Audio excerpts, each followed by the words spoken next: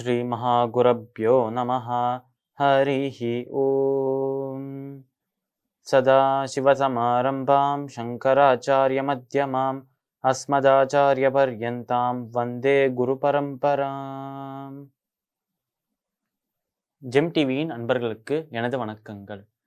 இன்றைய நாள் அனைவருக்கும் இனிய நாளாக அமைய எல்லாம் வல்ல இறைவனை வேண்டி இன்றைய எம்மதமும் நம்மதமே நிகழ்ச்சிக்கு செல்வோம். இன்னைக்கு நம்ம ஆதித்யன் சூரியன் மேல இருக்கிற ஒரு காயத்ரி மந்திரத்தை அர்த்தத்தோட பார்த்துட்டு இன்றைய தினத்தின் நீதி கதைக்கு செல்வோம். ஓம் அஸ்வத்வஜாய வித்மஹே பாசஹஸ்தாய தீமஹி தன்னோ சூர்யः பிரச்சோதயாத். இந்த மந்திரத்திற்குண்டான விளக்கம். ஓம் அஸ்வத்வஜாய வித்மஹே, அதாவது நம்ம சூரிய தேவனுக்கு ஆதித்யனுக்கு ஒரு ரதம் இருக்காம், ஒரு சேரியட் இருக்காம். இந்த ரதத்தில் இருக்கும் குதிரைகள் தான் நம்மளோட பூமிக்கு கிரணங்களாக, சூரிய கிரணங்களாக வருகிறதாம்.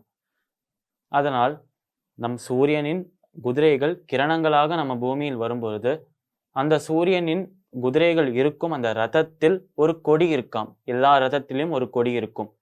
எப்படி மகாபாரத யுத்தத்தில் அர்ஜுனனின் ரதத்தில் கொடியில் ஹனுமான் இருந்தாரோ, ஒரு கபியாக ஹனுமான் இருந்தாரோ, அது போலவே நம்ம சூரியனின் ரதத்தில் ஒரு கொடி இருக்காம். அந்த கொடியில் ஒரு அஸ்வம், ஒரு குதிரை இருக்காம். அதனால் கொடியில் குதிரையை கொண்ட தேவனாகிய சூரியனுக்கு நமஸ்காரம் என்று கூறுகிறோம். ஓம் அஸ்வத்வஜாய வித்மஹே பாசஹஸ்தாய தீமஹி. பாஷ என்றால் கயிறு என்று அர்த்தம்.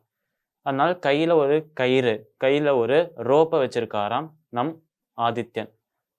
பாசஹஸ்தாய தீமஹி தன்னோ சூரிய பிரச்சோதயாத். அதாவது தன்னுடைய ரதத்தில் இருக்கும் கொடியில் குதிரையை வைத்து கொண்டிருக்கிற தேவன், அந்த ரதத்தில் இருக்கும் குதிரைகளை நமக்கு கிரணங்களாக அனுப்புகிற தேவன், கையில் ஒரு கயிறை வைத்து கொண்டிருக்கும் தேவன் நம் சூரிய தேவன் தான்.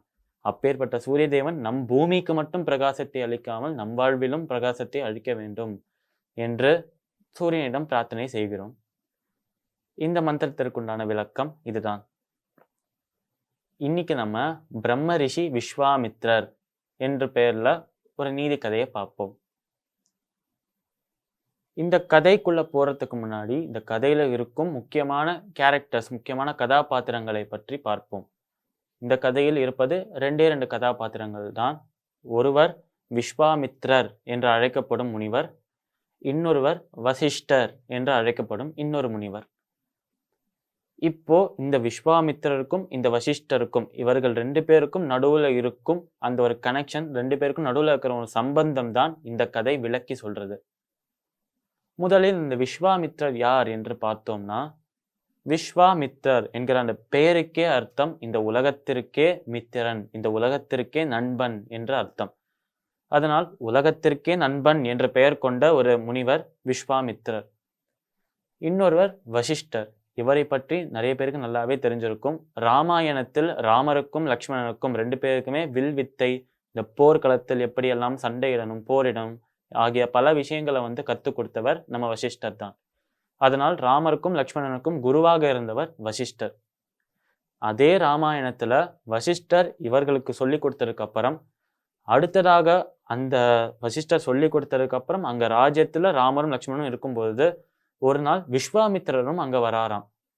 விஸ்வாமித்திரர் அங்க நம்ம ராமரை என்னோட யாகத்தை காப்பாற்றணும், அதுக்கு ராமரை தான் அனுப்பி வைக்கணும், அவர்தான் என் யாகத்தை தடுக்கிற அந்த அசுரர்களை அழிக்க வேண்டும், அந்த அசுரர்களை அழித்து அவர்களிடமிருந்து என் யாகத்தை காப்பாற்றி என்னை ஆனந்தப்படுத்த உன் மகனால் மட்டும்தான் முடியும் என்று ராமருடைய தந்தையாகிய தசரதன் கிட்ட கொண்டு போய் இந்த விண்ணப்பத்தை வைக்கிறாராம் நம்மளோட விஸ்வாமித்திரர்.